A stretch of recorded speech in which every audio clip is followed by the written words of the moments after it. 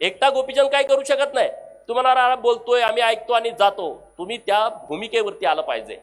गरीब मराठ्याचं पोरगा असू द्या, त्याच्या पाठीमागे ठामपणे उभा राहावा, पण प्रस्थापिताला खोल खड्ड्यात गाडण्यासाठी जे जे करावं लागेल ते तुम्ही करण्याची गरज आहे आणि ते तुम्ही सगळ्यांनी ताकदीने केलं पाहिजे। ही माझी तुम्हाला सगळ्यांना विनंती आहे। जमल की नाही जमल? जमल की नाही जमल? तुम्ही सगळ्यांनी निवडणुकामध्ये तिकीट मागा, गरीब मराठ्यांच्या पोरांनी तिकीट मागा, ओबीसीच्या मायनर ओबीसीच्या भटक्याच्या पोरांनी तिकीट मागा। जिथं जिथं तुम्हाला लढायला संधी मिळेल तिथं तिथं तुम्ही लढलं पाहिजे। जो लढतोय त्याच्या पाठीमागे उभा राहायला पाहिजे, नाहीतर लढामध्ये सगळ्यांनी जाऊन अर्ज भरा असा त्याचा अर्थ होत नाही। ज्याची निवडून येण्याची क्षमता आहे त्याच्या पाठीमागे उभा राहावा। बहुजनांना या 2024च्या विधानसभेच्या निवडणुकीमध्ये त्याग करावा लागणार आहे। काय करावं लागणार आहे? त्याग करावा लागणार आहे। एखादा गरीब मराठ्याचं पोरगं उभं राहतंय, आपण थांबायचं, त्याच्या पाठीमागे उभं राहायचं। एखादा माळ्याचं पोरगं उभं राहतंय, आपण बाकीच्यांनी थांबायचं, त्याच्या पाठीमागे उभं राहायचं। एखादा वंजारी समाजाचा पोरगा लढतोय ताकदीनं, त्याच्याकडे निवडून येण्याची क्षमता आहे, आपण सगळेजण थांबायचं, त्याच्या पाठीमागे उभं राहायचं। एखादा धनगर ताकदीनं लढतोय, त्याच्या मागे तुम्ही उभं राहायचं, बाकीच्यांनी थांबायचं। एखादा रामोशाचा पोरगा म्हणत असेल की मी महाराष्ट्रामध्ये विधानसभेमध्ये आम्ही एकदाही गेलो नाही, आम्हाला लढायचं आहे, त्या पोराच्या पाठीमागे आपण ताकदीनं उभा राहायला पाहिजे। हा त्याग तुम्ही आता या विधानसभेच्या निवडणुकीमध्ये केला पाहिजे, नाहीतर उठला आणि पळाला काही उपयोग होणार नाही, माती होईल। हरियाणाच्या निवडणुकीचा निकाल परवाच्या दिवशी आला, तिथं जाट आंदोलन हे जोरात सुरू होतं आणि ते बघता तुम्ही टीव्हीवरती बघितलं, मारामाऱ्या भानगडी सगळी दादागिरी। तिथला ओबीसी तिथला मायनर ओबीसी एकत्रित आला आणि त्यांचे काँग्रेसचे तिथले मनसुबे त्यांनी उद्ध्वस्त करून टाकले आणि राज्याचा निकाल बदलला। आपली निवडणूक आता पुढच्या महिन्यामध्ये येते, तर तो जे स्वप्न इथं शरद पवार बघतायत महाराष्ट्रामध्ये, जाती जातीमध्ये भांडण लावून, जाती जातीमध्ये तेढ निर्माण करून, ते शरद पवारांचं स्वप्न उद्ध्वस्त करायची तयारी गरीब मराठा ओबीसी आणि मायनर ओबीसीनी ठेवली पाहिजे। ठेवणार की नाही ठेवणार? मी बोलतोय ते योग्य आहे का अयोग्य आहे?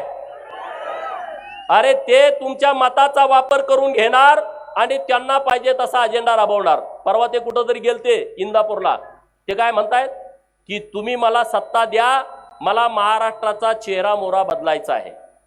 काय? तुम्ही मला सत्ता द्या, मला महाराष्ट्राचा चेहरा मोहरा बदलायचा आहे। मग आता 40 वर्ष काय तिथं तुम्ही लुटत होता का? 40 वर्ष तुमच्या हातामध्ये सत्ता होती, बरोबर की नाही? तुम्ही 4 वेळा मुख्यमंत्री, आता परत तो नातू, त्याला मुख्यमंत्री पदाचं स्वप्न पडलंय। हा आजा आणि नातू आपण मेंढ्या राखतो, मेंढ्याकडे गेल्यानंतर आपण फरूड बघितलाय का? माहित आहे ना फरूड एवढा एवढा असतो पण ताटतोलय।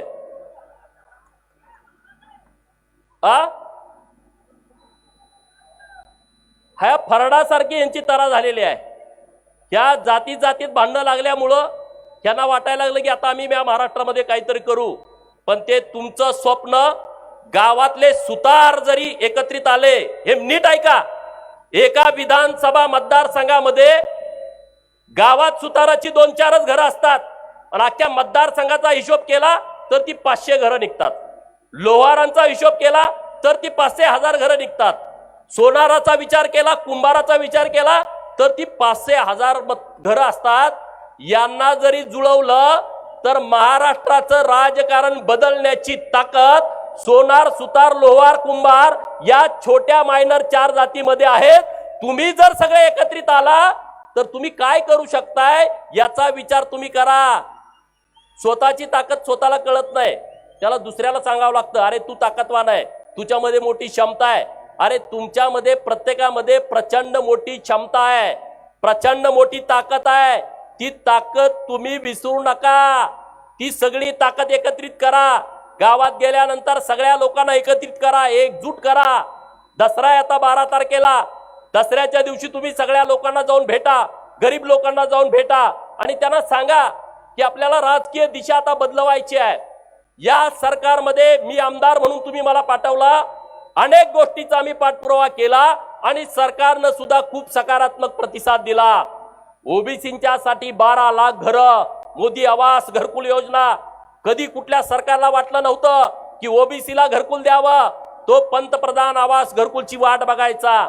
यावर्षी 3 लाख ओबीसींना घरं दिली, त्यांची घरं बांधायचं काम सुरू आहे आणि दुसरी 3 लाख घरं देण्याची प्रक्रिया सरकारच्या माध्यमातून सुरू आहे। या 4 वर्षामध्ये 12 लाख घरं ओबीसींना द्यायची आहेत।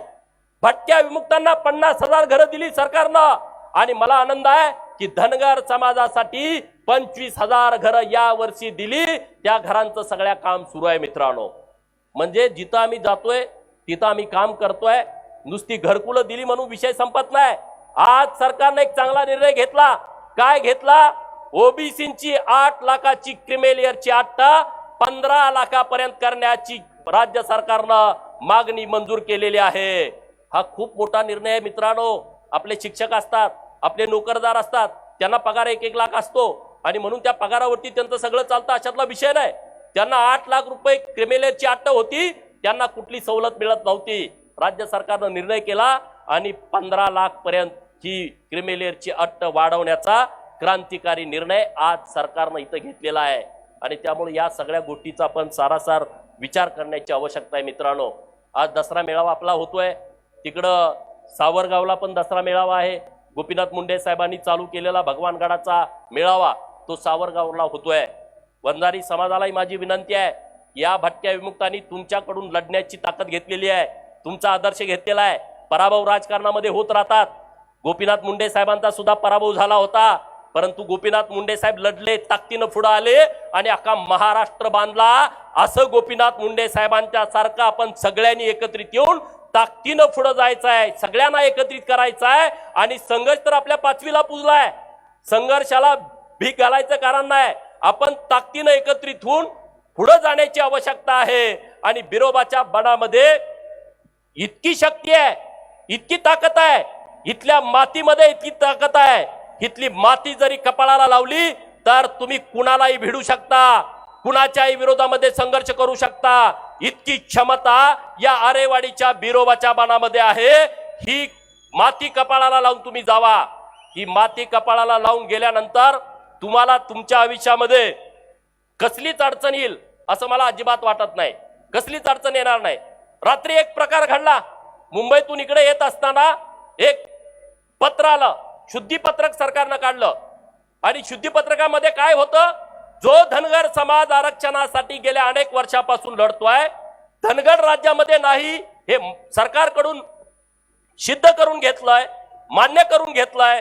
जे धनगराचे 6 दाखले होते तेही रद्द करून घेतले आणि काल रात्री एक शुद्धीपत्रक आलं आणि त्या शुद्धीपत्रकामध्ये काय म्हणताय? महसूल आणि वन विभागाचं ते शुद्धीपत्रक होतं आणि त्यामध्ये असं म्हटलंय काय की 36 नंबरला धनगर आहे तिथं धनगड वाचावं। म्हणजे आता धनगड राज्यातलं नाही हे सिद्ध झालं आणि सरकारनं तसं पत्रक शुद्धीपत्रक काढलं। रात्री हे कळाल्यानंतर मी माननीय उपमुख्यमंत्री महोदयांना फोन केला, देवेंद्रजी फडणवीस साहेबांना फोन केला, ते पत्र त्यांना पाठवलं, त्यांनी ते पत्र वाचलं। हे कुणी काढलंय त्यांनाही माहित नाही। त्यांनी या राज्याचे महसूल मंत्री माननीय राधाकृष्ण विखे पाटील साहेबांना सांगितलं की हे तात्काळ शुद्धीपत्रक जे काढलंय ते रद्द करा, ज्यांनी ते शुद्धीपत्रक काढलंय त्याच्यावरती कारवाई करा, त्याला निलंबित करा, त्याला सस्पेंड करा। मग राधाकृष्ण विखे पाटील साहेबांशी रात्री बोललो आणि रात्री 1 वाजता त्यांनी आदेश जाहीर केला। आपले लगेच गडी लगेच व्यक्त होतात, तो आदेश आहे तो खरा की खोटा? अरे म्हणजे आम्ही काम करतोय ते खोटं आहे का? आम्ही तिथं आहे ना सगळ्या गोष्टीचा पाठपुरावा करायला। आणि आज सकाळी व्यवस्थितपणे ज्या पद्धतीने आपल्याला ड्राफ्ट पाहिजे तशा पद्धतीनं हे शुद्धीपत्रक रद्द केल्याचा राज्य सरकारनं पत्र काढलं आणि ते आपल्या सगळ्यांना दिलं। मित्रांनो, आता आपली लढाई अंतिम टप्प्यामध्ये आली आहे। आपला आता दसरा सुरू आहे, 9 दिवस नवरत्न सुरू आहेत, 9 दिवस आपण उपवास करतो आणि 10व्या दिवशी विजयी दसरा, आपण दसऱ्या दिवशी विजयी मेळावा करतो।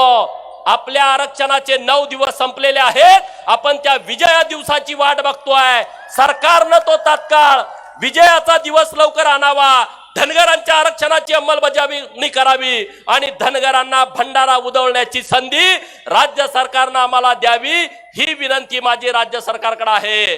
आणि त्यामुळं तुम्ही चिंता करू नका, आपण संघर्ष करतोय।